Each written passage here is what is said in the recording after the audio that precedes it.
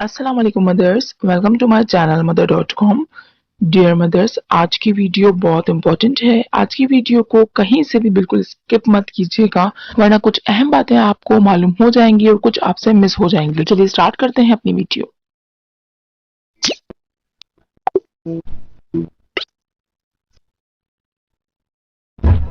ये बात तो हम सब बहुत अच्छे से जानते हैं कि आजकल ऑपरेशन के जरिए डिलीवरी होना बहुत एक आम बात बनती जा रही है। पहले चंद मखसूस वजूहात की बिना पर ऑपरेशन के जरिए डिलीवरी करवाई जा सकती थी, लेकिन आजकल अगर आपके पास किसी तजुर्बेकार का साथ ना हो तो दीगर वजूहात खुद ब खुद ही बना ली जाती हैं। वो तमाम खवातीन जो सिजेरियन से गुजर चुकी हैं वो बहुत अच्छे से जानती हैं कि ये कितना दर्दनाक ऑपरेशन होता है। तो ऑपरेशन के बाद की देखभाल बहुत ज्यादा अहमियत रखती है। इसमें खुद को ढीला छोड़ देना आपकी सेहत के लिए बहुत ज्यादा नुकसानदेह हो सकता है।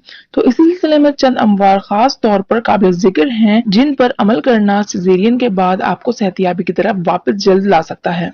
सबसे पहला और बहुत ज्यादा अहम सफाई के मामला। ऑपरेशन के बाद सफाई का खास ख्याल रखना बहुत जरूरी है। जख्म में पड़ने वाली पीप का सबब यही वजह बनती है कि आप जब सफाई का ख्याल नहीं रखती।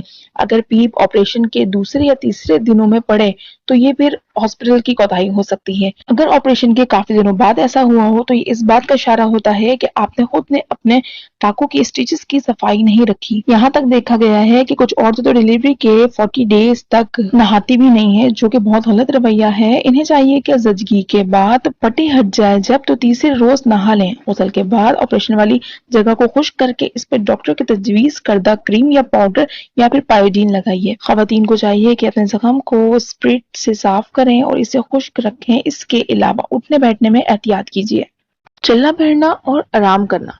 सिजेरियन के बाद बज़ाहिर मरीज दूसरे या तीसरे दिन चलने फिरने के काबिल हो जाता है, लेकिन जख्म को भरने और जिस्म के अंदरूनी अज़ा को सेहतमंद होने में 3 माह लग जाते हैं। सिजेरियन के बाद चलना फिरना बहुत जरूरी होता है। अगर ऐसा ना किया जाए तो टांगों और पाँव में खून जम सकता है, जिसका असर दिमाग, दिल और फेफड़ों तक पहुंच सकता है। ये तस्वुर इंतहाई गलत है कि 40 दिन तक औरत बिस्तर पर मुकम्मल आराम करे। आराम करना भी सिजेरियन का एक बहुत बड़ा और अहम हिस्सा है, जिसके बगैर आपको कभी रिकवरी नहीं हो सकती।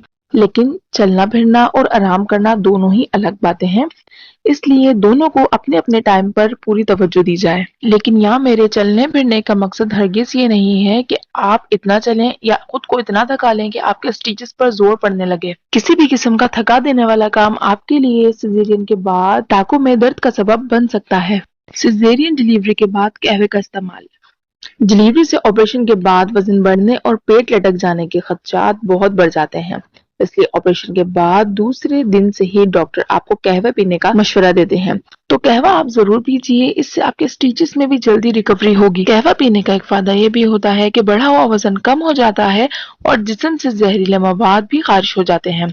लेकिन मैं यहाँ इस कहवे की हरगिज बात नहीं कर रही जो आप घर आके पीते हैं कि पानी में जस्ट आपने पत्ती डाल दी और आपने समझ लिया कि कहवा बन गया।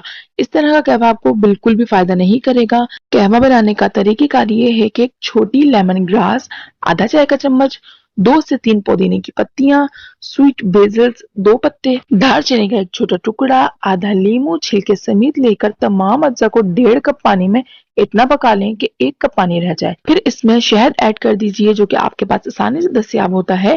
इससे मीठा करके 1 कप सुबह और 1 कप शाम पी लीजिए। ये कहवा ना सिर्फ आपके वजन को कम करेगा, आपके स्टिचेस को भी रिकवर करेगा और आप इसको रेगुलर पीजिए। कम से कम 1 माह तक तो आप इसको रेगुलर पीजिए, फिर आप इसके फायदे देखिए। बादी अशिया से परहेज।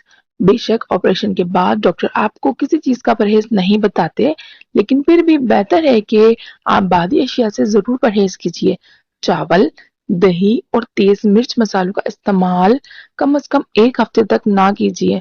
अगर आप अपनी सेहत और बॉडी शेप को दोबारा हासिल करना चाहती हैं तो अपने गजा में जिंक और मैग्नीशियम पर मबनी गजाएं, जिनमें मछली, झींगा, पालक, कद्दू, चिकन, अनाज, फल और मेवेजात का इस्तेमाल जरूर कीजिए। जिंक में जख्मों को जल्द ठीक करने की और एंटीवायरल असरात पाए जाते हैं, इसलिए जिंक को अपनी डाइट में जरूर इस्तेमाल कीजिए।